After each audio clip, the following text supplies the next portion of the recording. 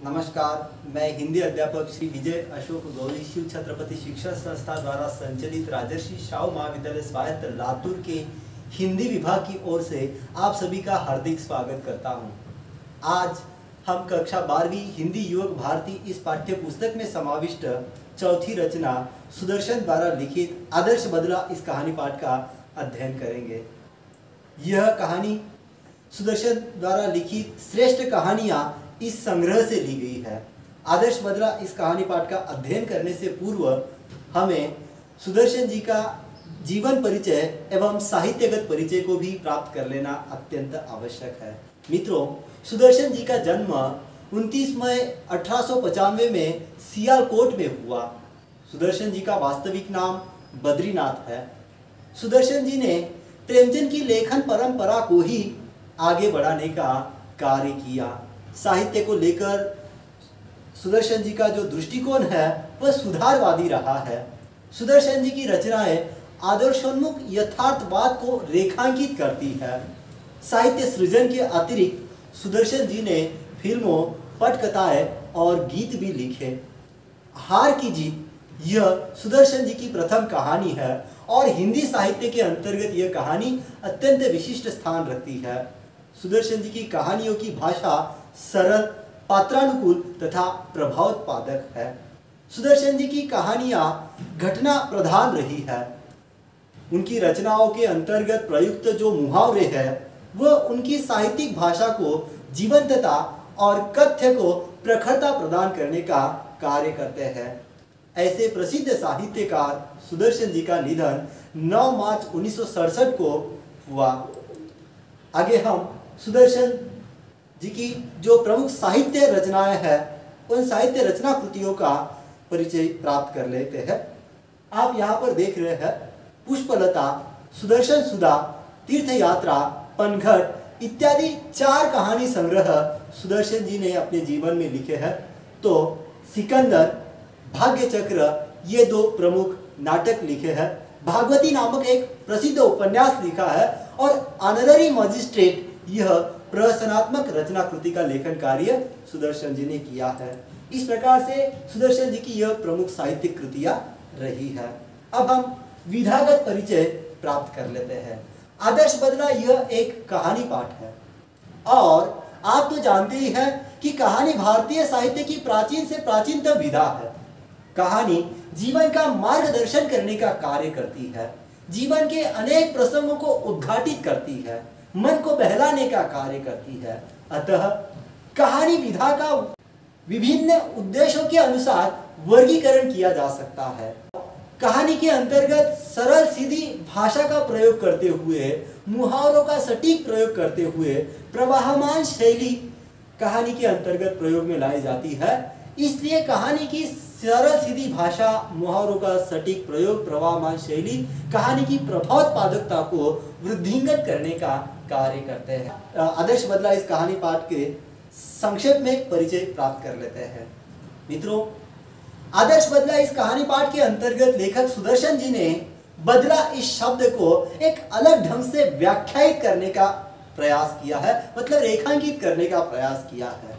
यदि बदला किसी के मन में उत्पन्न हिंसा को समाप्त करके उसे जीवन का सम्मान करने की सीख देता है तो वह आदर्श बदला कहलाया जाता है। बचपन में कहानी का जो प्रमुख पात्र रहा है वह बैजू बावरा है और बैजू बावरा बचपन में अपने पिता को भजन गाने के कारण तानसेन की क्रूरता के शिकार होता हुआ अपनी आंखों से देखता है। परंतु वही बैजू बावरा तानसेन को संगीत प्रतियोगिता में 12 साल के बाद पराजित कर देता है, पर वह सम्राट अकबर के महान रागी तानसेन को जीवन दान प्रदान करता है और संगीत का सच्चा साधक है, संगीत का सच्चा पुजारी है, इस बात को वह सिद्ध करता है। कलाकार को अपनी कला पर कभी अहंकार नहीं करना चाहिए, कला का हमेशा सम्मान करना चाहिए, यह कलाकार का परम कर्तव्य होता है और इस बात को बैजू ने इस आदर्श बदला पाठ के अंतर्गत सिद्ध करने का कार्य किया है। तो आइए हम आदर्श बदला इस कहानी पाठ के अंतर्गत लेखक सुदर्शन जी क्या कहते हैं इसके बारे में जानकारी प्राप्त करते हैं। सर्वप्रथम सुदर्शन जी बताते हैं कि आगरा शहर के अंतर्गत प्रभात का अर्थात सुबह का समय था। उस दिन आसमान से बरसती हुई प्रकाश किरणें संसार पर नवीन जीवन की वर्षा कर रही थी। 12 घंटों के लगातार संग्राम के बाद प्रकाश के अंधेरे ने एक प्रकार से विजय पाई थी। इस खुशी में फूल झूम रहे थे, पक्षी मीठे गीत गा रहे थे, पेड़ों की शाखाएं खेल रही थी और पत्ते मानो तालियां बजा रहे थे। चारों तरफ खुशियां ही खुशियां झूमती थी, चारों तरफ गीत ही गीत गूंजते थे। इतने में ऐसे प्रभातकालीन वातावरण के अंतर्गत साधुओं की एक मंडली आगरा शहर के अंतर्गत दाखिल हुई और ऐसे समय में उन साधुओं के मन में एक ख्याल था। कौन सा ख्याल था? कि मन बड़ा चंचल होता है, मन बड़ा चंचल होता है, अगर इसे काम में न लगाओ तो वह इधर उधर भटकने लगता है और अपने स्वामी को विनाश की खाई में गिराकर नष्ट कर देता है। इसलिए इस मन को भक्ति की जंजीरों में जकड़ कर रखना चाहिए। इस प्रकार का ख्याल अपने मन में लेकर साधु भजन गाते हुए आगे बढ़ रहे थे। सुमर सुमर भगवान को मूरख मत खाली छोड़ इस मन को, इस प्रकार का गीत गाते हुए साधुओं की मंडली आगरा शहर के अंतर्गत आगे आगे बढ़ रही थी। वे साधु थे और आप तो जानते हैं कि साधु लोग संसार को त्याग चुके होते हैं, उन्हें सुर ताल की कोई भी परवाह नहीं थी। उन साधुओं में कोई साधु ऊंचे स्वर में गाता था तो कोई मुंह के अंतर्गत ही गुनगुनाता था और दूसरे सुनने वाले लोग क्या कहते हैं उन्हें इसकी बिल्कुल भी चिंता नहीं थी। ये लोग अपने ही राग में मगन थे, अपने ही संगीत की धुन में मगन थे और इसी समय सिपाहियों ने इन साधुओं को आकर घेर लिया और उन साधुओं को हथकड़ियां लगाकर सम्राट अकबर बादशाह के दरबार की ओर ले चले। यह वह समय था जब भारत में अकबर की तूती बोलती थी, मतलब भारत के अंतर्गत सम्राट अकबर का अत्यधिक प्रभाव था, उनकी प्रशंसा की जाती थी और उसके मशहूर रागी तानसेन का आगरा शहर के अंतर्गत यह कानून बनवा दिया था कि जो आदमी राग विद्या में तानसेन की बराबरी नहीं कर सकेगा वह आगरे की सीमा में न गाए, अगर गाए तो उसे मौत की सजा दी जाए। बेचारे वनवासी साधुओं को तानसेन के इस नियम के बारे में पता नहीं था, वे अज्ञान थे, परंतु कभी कभी अज्ञान भी अपराध होता है, इसलिए उनके ऊपर मुकदमा दरबार में पेश हुआ। तानसेन ने राग विद्या के संबंधित कुछ प्रश्न उन साधुओं को पूछे। वे साधु उत्तर देने में नाकामयाब हो गए, एक दूसरे का मुंह ताकने लगे। अकबर बादशाह के होठ हिले, मतलब अकबर बादशाह ने आज्ञा दे दी कि सभी साधु तानसेन की दया पर छोड़ दिए जाए। इस प्रकार का आदेश अकबर बादशाह के द्वारा दिया गया। मित्रों, ये जो सम्राट अकबर ने तानसेन के भरोसे इन साधुओं को छोड़ दिया तो तानसेन की दया अत्यंत निर्बल थी। वो इतना भार भी न सह सकी कि ये साधु है, अतः उन साधुओं को मृत्युदंड की आज्ञा दे दी गई। केवल एक 10 वर्ष का बच्चा छोड़ दिया गया, इसका कोई दोष नहीं है यह कहकर, अगर दोष है भी तो भी वह बच्चा होने के कारण क्षमा की योग्य है, इस प्रकार की बात कही गई और उस 10 वर्ष के बच्चे को छोड़ दिया गया। वही बच्चा बैजू बावरा था। बच्चा बैजू बावरा रोता हुआ आगरे के बाजारों से निकला और जंगल में जाकर अपनी कुटिया में रोने तड़पने लगा, क्योंकि आज सम्राट अकबर के मशहूर रागी तानसेन के क्रूरता के कारण उनके बाबा को मौत की सजा हो गई। वह बार बार पुकारता था, बाबा तू कहाँ है? अब कौन मुझे प्यार करेगा? कौन मुझे कहानियां सुनाएगा? लोग आगरे की तारीफ करते हैं, मगर इसने तो मुझे बर्बाद कर दिया। इसने मेरा बाबा छीन लिया और मुझे अनाथ बनाकर छोड़ दिया। बाबा, तू कहा करता था कि संसार में चप्पे चप्पे पर दलदले हैं और चप्पे चप्पे पर कांटों की झाड़ियां हैं। अब कौन मुझे इन झाड़ियों से बचाएगा? अब कौन मुझे इन दलदलों से निकालेगा? कौन मुझे सीधा रास्ता बताएगा? कौन मुझे मेरी मंजिल का पता देगा? इन्हीं विचारों में डूबा हुआ बैजू बावरा देर तक रोता रहा। इतने में खड़ाऊ पहने हुए, हाथ में माला लिए, राम नाम का जाप करते हुए बाबा हरिदास बैजू बावरा की कुटिया के अंतर्गत पधारे और बोले, बेटा शांति करो, शांति करो। बैजू बावरा उठा और बाबा हरिदास के चरणों में लिपट गया। वो बिलक बिलक कर रो रहा था और कहता था, महाराज, मेरे साथ अन्याय हुआ, मुझ पर वज्र गिरा अर्थात बहुत बड़ा संकट आ गया, मेरा संसार उजाड़ गया, मेरा संसार उजड़ गया, मैं क्या करूं, मैं क्या करूं? बाबा हरिदास ने बैजू से कहा, बेटा शांति, शांति।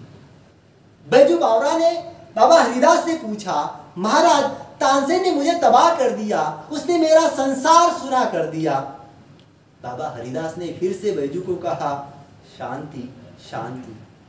बैजू ने हरिदास के चरणों में और भी लिपट कर कहा, महाराज, शांति जा चुकी है, अब मुझे बदले की भूख है, अब मुझे प्रतिकार की प्यास है, मेरी प्यास बुझाइए। तब हरिदास ने फिर से कहा, बेटा शांति, शांति।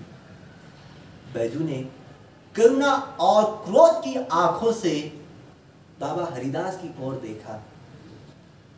बैजू बावरा की आंखों में उस समय आंसू थे, आहें थी और आग थी। जो काम जबान नहीं कर सकती उसे बैजू बावरा की आंखों ने कर दिया, और जो काम आंखें भी नहीं कर सकती उसे तो आंखों के आंसुओं ने कर दिया। बैजू ने ये दो हथियार चलाए और सिर झुकाकर बाबा हरिदास के सामने खड़े हो गए। अब बाबा हरिदास की धीरज की दीवार भी आंसुओं की बौछार न सह सकी और वह कांप कर रह गई। उन्होंने बैजू बावरा को उठाकर अपने गले से लगा लिया और कहा, मैं तुझे वह हथियार दूंगा जिससे तू अपने पिता की मौत का बदला ले सकेगा। बैजू हैरान हो गया, बैजू अत्यंत खुश हो गया, उछल पड़ा। बैजू ने बाबा हरिदास से कहा, बाबा, आपने मुझे खरीद लिया, आपने मुझे बचा लिया, अब मैं आपका सेवक हूं। बाबा हरिदास ने बैजू से कहा, मगर तुझे 12 बरस तक तपस्या करनी होगी, कठोर तपस्या, भयंकर तपस्या करनी होगी। बैजू बावरा ने बाबा हरिदास से कहा, महाराज, आप 12 बरस कहते हैं, मैं 12 जीवन देने को तैयार हूं। मैं तपस्या करूंगा, मैं दुख झेलूंगा, मैं मुसीबतें उठाऊंगा, मैं अपने जीवन का एक एक क्षण आपको भेंट कर दूंगा, मगर क्या इसके बाद मुझे वह हथियार मिल जाएगा जिससे मैं अपने बाप की मौत का बदला ले सकूं? बाबा हरिदास ने बैजू बावरा से कहा, हाँ, मिल जाएगा। तब बैजू ने बाबा हरिदास को कहा, तो मैं आज से आपका दास हूं, आप आज्ञा दे, मैं आपकी हर आज्ञा का सिर और सिर के साथ दिल झुकाकर पालन करूंगा। मतलब आप जो कोई भी आदेश देंगे उस आदेश का पूर्णतः मैं जी जान से पालन करूंगा। और अभी हमने जो बैजू बावरा की बचपन की घटना को देखा, आगरा शहर के प्रभातकालीन वातावरण से लेकर साधुओं को पकड़ने से लेकर अकबर बादशाह के मशहूर रागी तानसेन द्वारा क्रूर कानून के कारण उनके बाबा को मौत की सजा देने तक और बैजू का राग विलाप करने तक, ये जो घटना देखी, इस घटना को लगभग 12 बरस बीत गए। बैजू बावरा ने अपने पिता की मौत के बाद लगभग बाबा हरिदास के चरणों में सेवा स्वीकार कर ली, उनके शिष्य बन गए और इस घटना को 12 बरस बीत गए। बैजू बावरा इस दरमियान बाबा हरिदास के चरणों में रहते हुए कठोर तपस्या करने लगे और 12 साल बीतने के उपरांत बहुत बड़ा परिवर्तन हो गया। संसार में अर्थात जगत में काफी परिवर्तन हुआ। कई बस्तियां उजड़ गई, कई वन बस गए, बूढ़े मर गए, जो जवान थे उनके बाल सफेद हो गए। अब बैजू बावरा जवान हो गया और राग विद्या में दिन ब दिन आगे बढ़ रहा था। उसके स्वर में जादू थी, मोहिनी थी, आश्चर्यजनक मोहिनी थी। जब बैजू बावरा गाता था तो पत्थर तक पिघल जाते थे और पशु पंछी तक मुग्ध हो जाते थे। लोग सुनते थे बैजू बावरा को संगीत गाते हुए, तब झूमने लगते थे, वाह वाह करने लगते थे। हवा रुक जाती थी, एक समा बन जाता था, मतलब एक वातावरण निर्माण हो जाता था। समा बंधना एक मुहावरा है जिसका अर्थ है वातावरण की निर्मित होना, माहौल बनना। एक दिन बाबा हरिदास ने हंसकर बैजू से कहा, वत्स, मेरे पास जो कुछ था वह मैंने तुझे दे डाला। अब तू पूर्ण गंधर्व हो गया। अब मेरे पास कुछ नहीं जो मैं तुझे दे सकूं।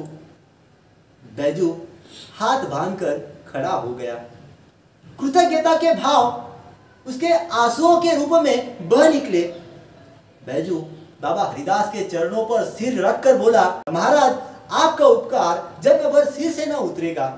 बाबा हरिदास ने सिर हिलाकर बोला, यह नहीं बेटा, कुछ और कहो, मैं तुम्हारे मुंह से कुछ और सुनना चाहता हूं। बैजू बावरा ने बाबा हरिदास से कहा, आज्ञा कीजिए। बाबा हरिदास ने बैजू से कहा, तुम पहले प्रतिज्ञा करो। बैजू ने बिना सोचे समझे कि प्रतिज्ञा क्या है अपना हाथ उठाया और प्रतिज्ञा करते हुए कहा, मैं प्रतिज्ञा करता हूं कि, और अगला वाक्य बाबा हरिदास ने पूरा करते हुए कहा कि इस राग विद्या से किसी को हानि नहीं पहुंचाएगा, इस राग विद्या से किसी को हानि नहीं पहुंचाएगा। और इस प्रतिज्ञा को करते ही बैजू का लहू सूख गया, मतलब बैजू बावरा अत्यंत भयभीत हो गए। उसके पैर लड़खड़ाने लगे, सफलता के बाग पर भागते हुए दिखाई दिए। 12 वर्ष की तपस्या पर एक क्षण में पानी फिर गया। ये बात बैजू सोचने लगा। बैजू बावरा के हाथ में 12 वर्ष की तपस्या करने के पश्चात जो प्रतिहिंसा की छुरी हाथ में आई थी, तो गुरु ने प्रतिज्ञा लेकर उसे भी कुंद कर दी। बैजू ने होठ काटे, दांत पीसे, रक्त का घूंट पीकर रह गया। मगर आप तो जानते ही है, गुरु गुरु होता है। गुरु के सामने बैजू के मुंह से एक शब्द न फूटा। गुरु गुरु था, शिष्य शिष्य था। इसलिए बैजू बावरा ने अपने गुरु बाबा हरिदास के सामने विवाद नहीं किया, क्योंकि शिष्य कभी गुरु से विवाद नहीं करता। कुछ दिनों बाद बैजू बावरा एक सुंदर नवयुवक बन गया और उन्होंने साधु का वेश धारण कर लिया। और ये नवयुवक साधु बैजू बावरा आगरे के बाजारों में गाता हुआ आगे बढ़ रहा था। जब लोगों ने बैजू बावरा को गाते हुए सुना, तब उन्होंने समझा कि इसकी भी मौत आई है। वे उठे कि उसे नगर की रीति रिवाज की सूचना दे दे, उसे ये बता दे कि आगरा शहर के अंतर्गत तानसेन का ये नियम है कि जो व्यक्ति तानसेन की राग विद्या में बराबरी न कर सके, वह आगरा शहर के अंतर्गत गाए नहीं। अगर फिर भी गाता है तो उसे मौत की सजा दी जाती है। इस प्रकार के नगर की रीति की सूचना देने के लिए लोग आगे बढ़ गए। मगर बैजू बावरा के निकट पहुंचने से पहले ही वे बैजू बावरा के संगीत की मधुर आवाज को सुनकर वे भी मुग्ध हो गए, अपने आप को भूल गए और किसी को यह साहस न हुआ कि उससे कुछ कह दे।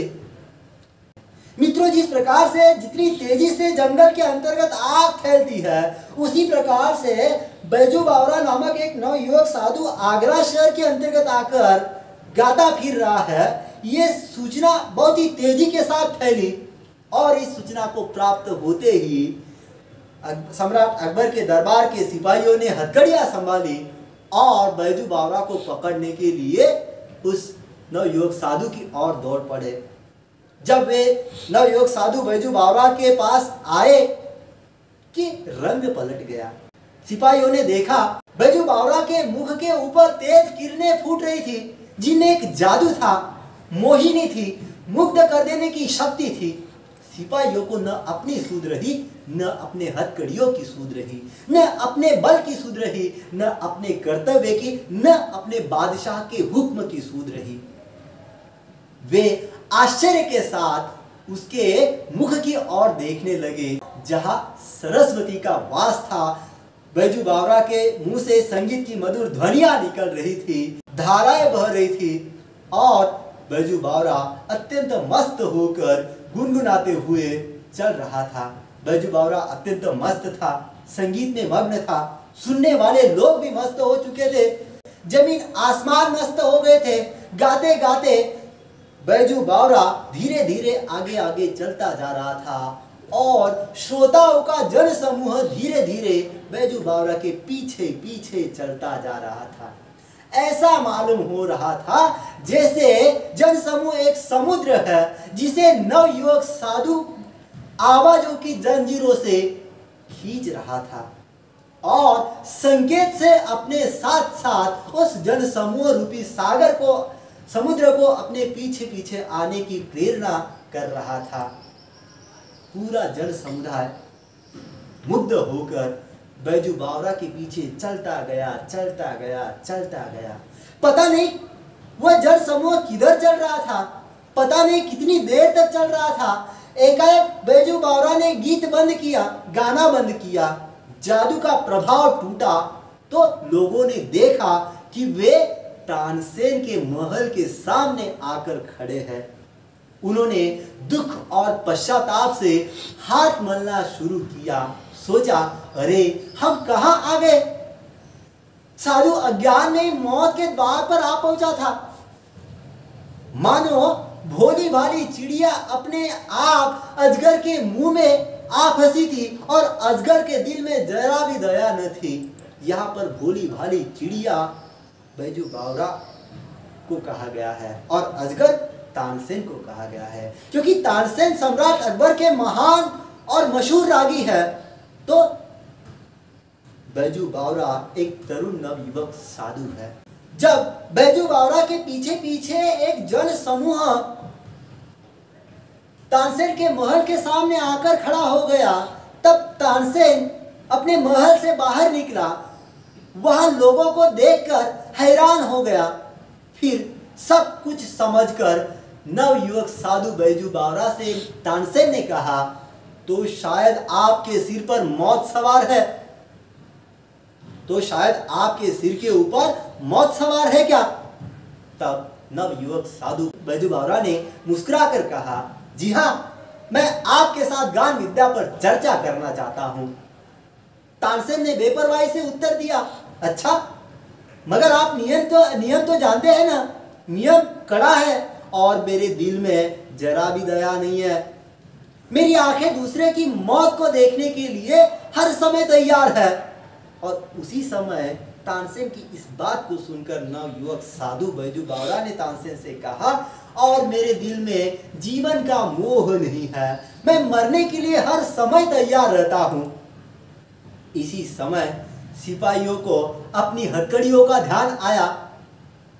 सिपाही झंकारते हुए आगे बढ़े। उन्होंने नवयुवक साधु बैजू के हाथों में हथकड़ियां पहना दी। अब नवयुवक साधु ने, मतलब बैजू बावरा ने गाना बंद कर दिया था, इसलिए नवयुवक साधु की भक्ति का प्रभाव अब टूट गया था। श्रद्धा के भाव पकड़े जाने के भय से अब उड़ गए थे और इसीलिए लोग इधर उधर भागने लगे। सिपाही कोड़े बरसाने लगे और लोग तितर बितर हो जाने के बाद नवयुवक साधु को दरबार की ओर ले जाया गया। दरबार की ओर से बैजू को शर्तें सुनाई गई। कल प्रातःकाल नगर के सामने तुम दोनों का गान युद्ध होगा, मतलब तानसेन का और बैजू बावरा का गान युद्ध होगा। अगर तुम हार गए तो तुम्हें मार डालने तक का पूर्ण अधिकार तानसेन को होगा, और अगर तुमने उसे हरा दिया तो उसका जीवन तुम्हारे हाथ में होगा। नौजवान साधु ने मतलब बैजू बावरा ने दरबार की शर्तों को मंजूर कर लिया।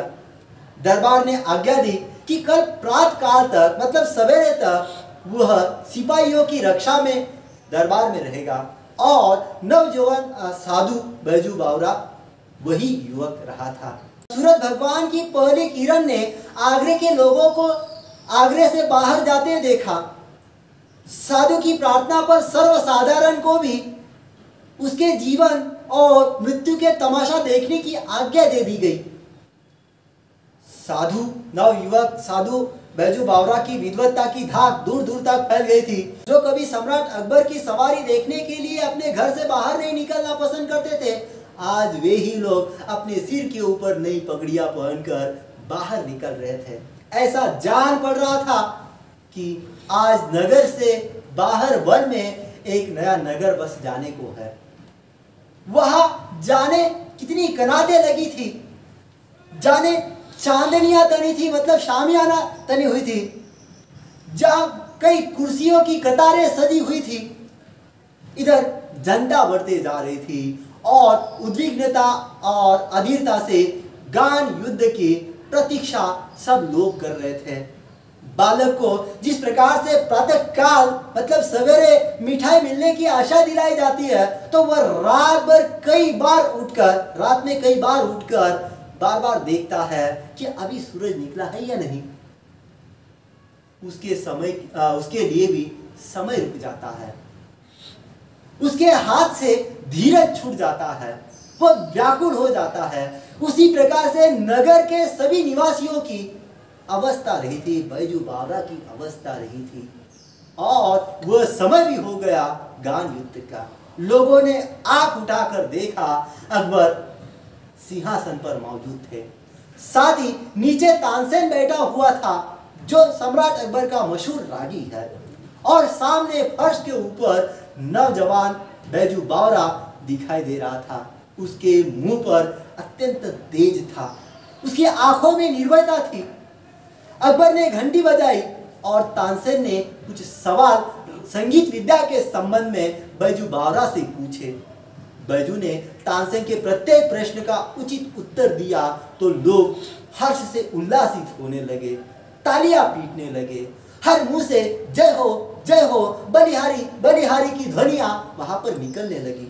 इसके बाद बैजू बावरा ने सितार वादन अपने हाथ में ले ली। जब बैजू बावरा ने पर्दों को हिलाया तो जनता ब्रह्मानंद में लीन हो गई, मतलब अलौकिक आनंद का अनुभव करने लगी।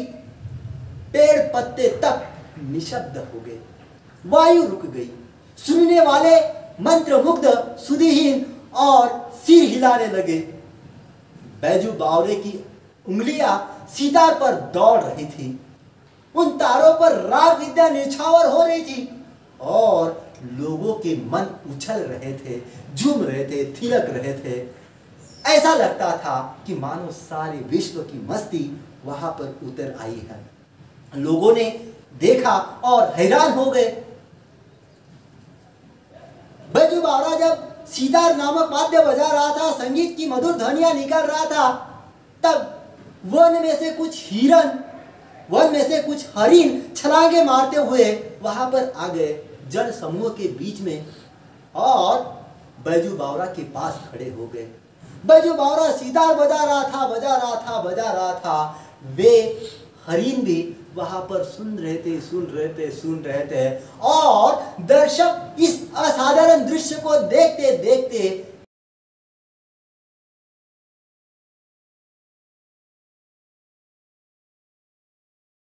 हैरान हो गए।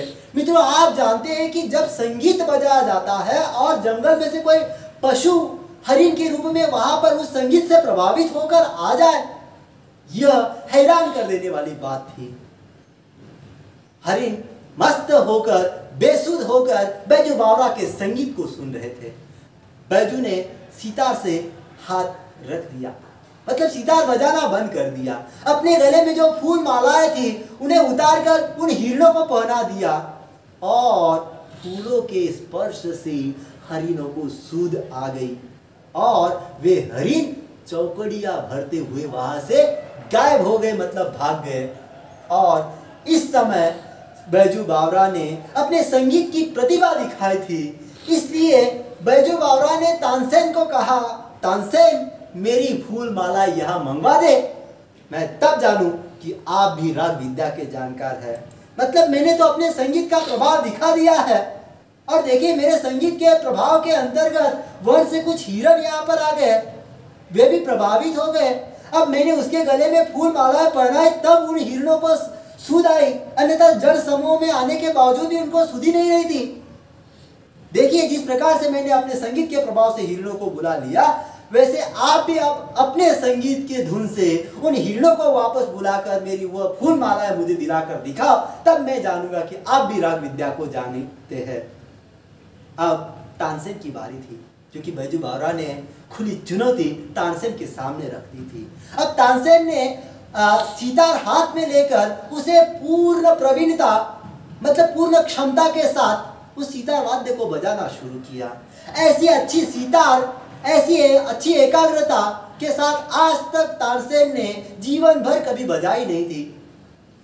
सितार के साथ वह आज स्वयं सितार बन गया था और पसीना पसीना हो गया था।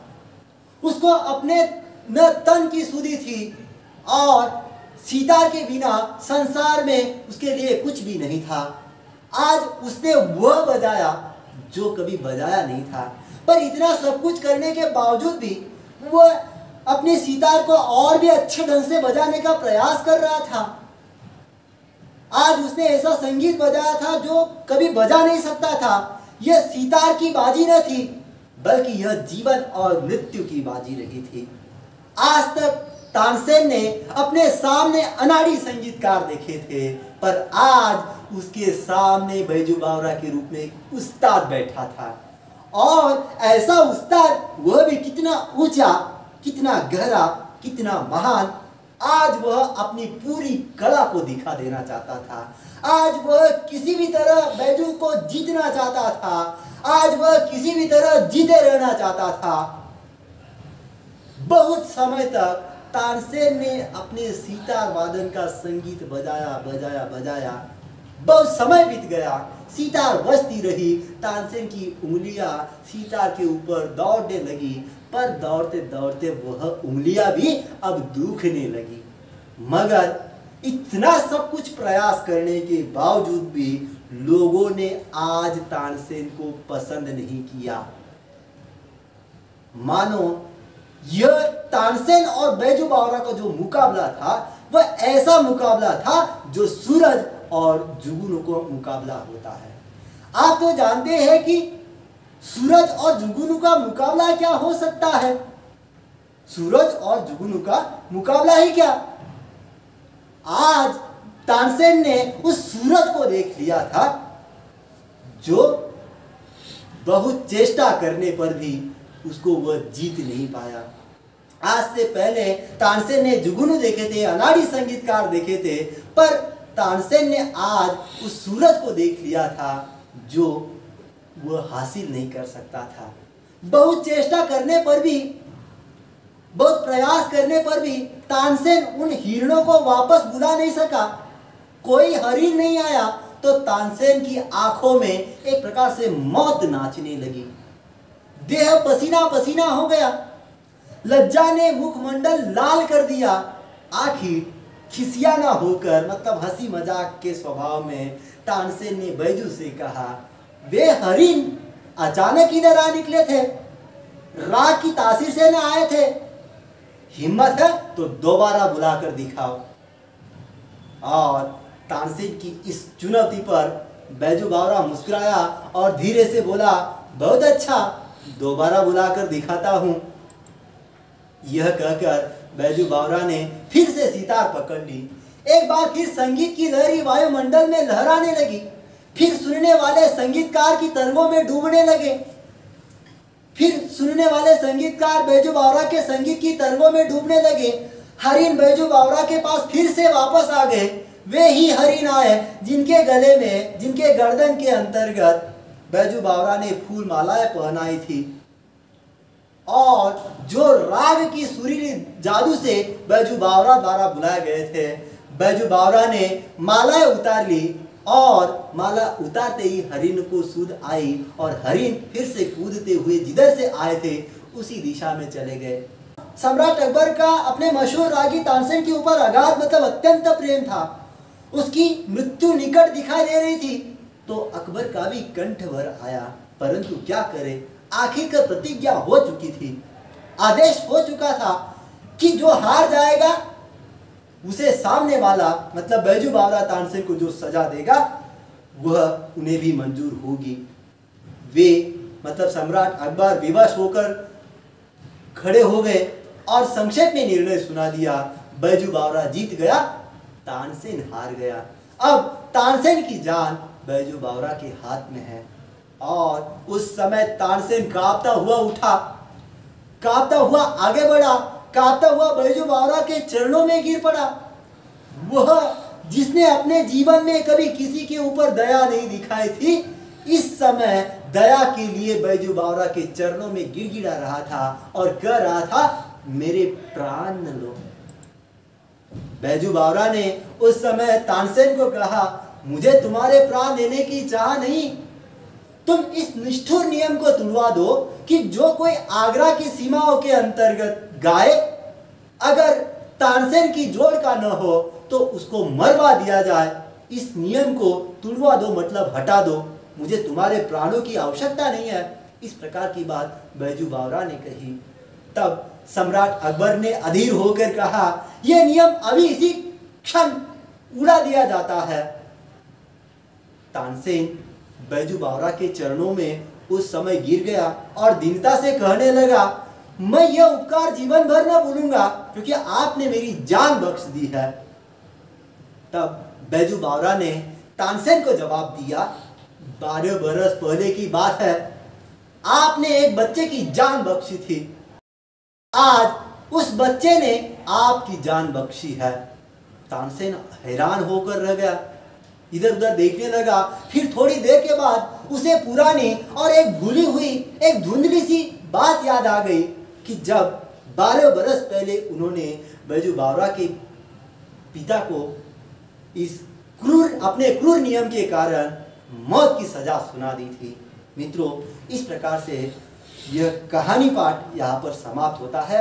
यह कहानी पाठ सुदर्शन द्वारा लिखी श्रेष्ठ कहानियां इस संग्रह से ली गई है। अंत में कुछ शब्दार्थ दिए गए हैं जिनके आप अर्थ यहाँ पर देख रहे हैं। सुमर शब्द का अर्थ है स्मरण करना मतलब याद करना। प्रतिकार शब्द का अर्थ है बदला, प्रतिशोध। अवहेलना शब्द का अर्थ है अनादर। चांदनिया शब्द का अर्थ है शामियाना। निशब्द शब्द का अर्थ है मौन, चुप। तासीर शब्द का अर्थ है प्रभाव, परिणाम। खड़ाऊ शब्द का अर्थ है लकड़ी की बनी खूंटीदार पादुका मतलब चपले। कुंद शब्द का अर्थ है बोथरा, बिना धार का। कनात शब्द का अर्थ है मोटे कपड़े की दीवार या पर्दा। उद्विग्नता इस शब्द का अर्थ है घबराहट या आकुलता। सुदीन शब्द का अर्थ है बेहोश। अगाध शब्द का अर्थ है अपार या अथाह। इस प्रकार से शब्दार्थ है। आगे है मुहावरे। आप पहला मुहावरा देख रहे, तुति बोलना, इसका अर्थ है अत्यधिक प्रभाव होना।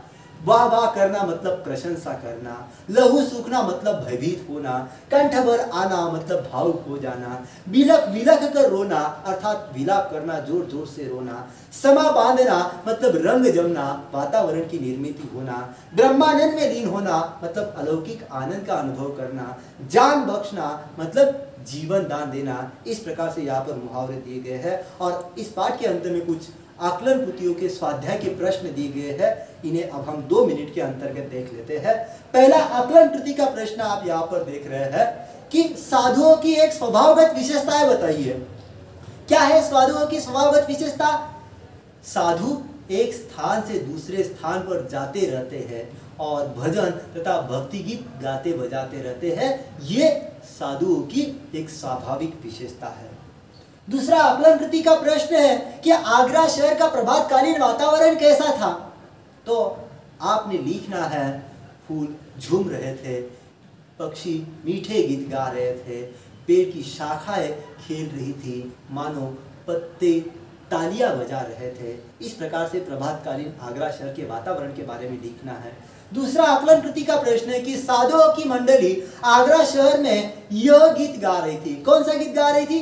सुमर सुमर भगवान को, मूरख मत खाली छोड़ इस मन को। ये गीत गाते हुए साधु आगे बढ़ रहे थे। आगे शब्द संपदा के भी कुछ प्रश्न हैं, जैसे आप देख रहे हैं कि लिंग बदल कर लिखी है। पहला शब्द है लिंग बदलने के लिए। आप जानते हैं कि हिंदी साहित्य में दो लिंग है, एक पुल्लिंग और स्त्रीलिंग। पहला शब्द यहाँ पर दिया है साधु। साधु शब्द ये पुल्लिंगी शब्द है, स्त्रीलिंगी इसका शब्द है साध्वी।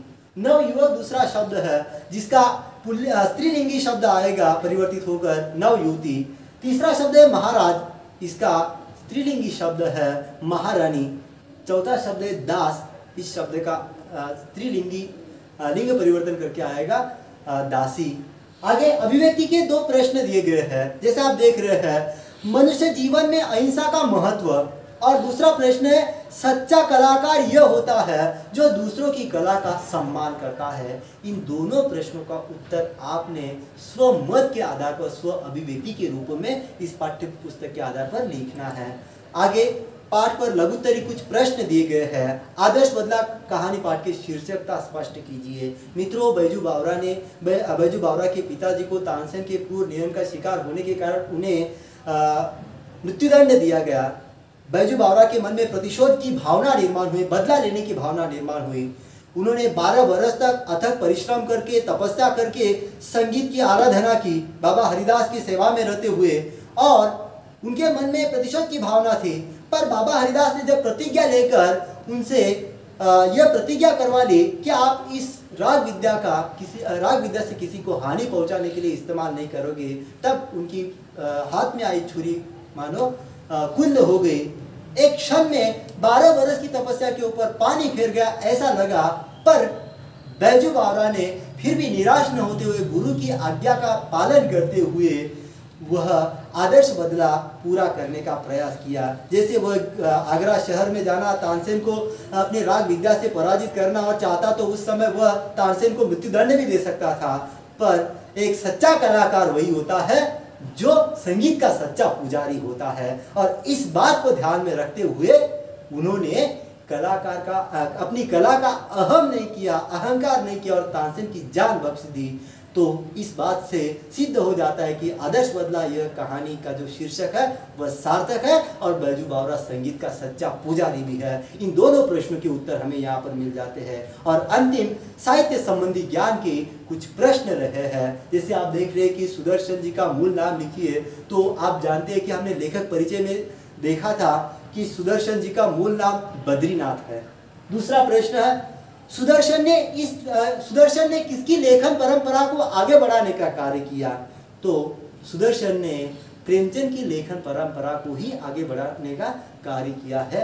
इस प्रकार से पाठ्य पुस्तक के इस पाठ के अंत में कुछ प्रश्न दिए गए थे और आगे बहुत भी कुछ प्रश्नों के ऊपर चर्चा की जा सकती है, पर समय की गरिमा को ध्यान में रखते हुए हम यहाँ पर रुकते हैं। अगर आपको मुझे पूरा विश्वास है कि आपको यह पाठ पसंद आया होगा। अगर आपको यह पाठ पसंद आया है तो आप इस चैनल को लाइक कीजिए, सब्सक्राइब कीजिए, दूसरों के साथ शेयर कीजिए। यहाँ पर मैं रुकता हूँ। धन्यवाद।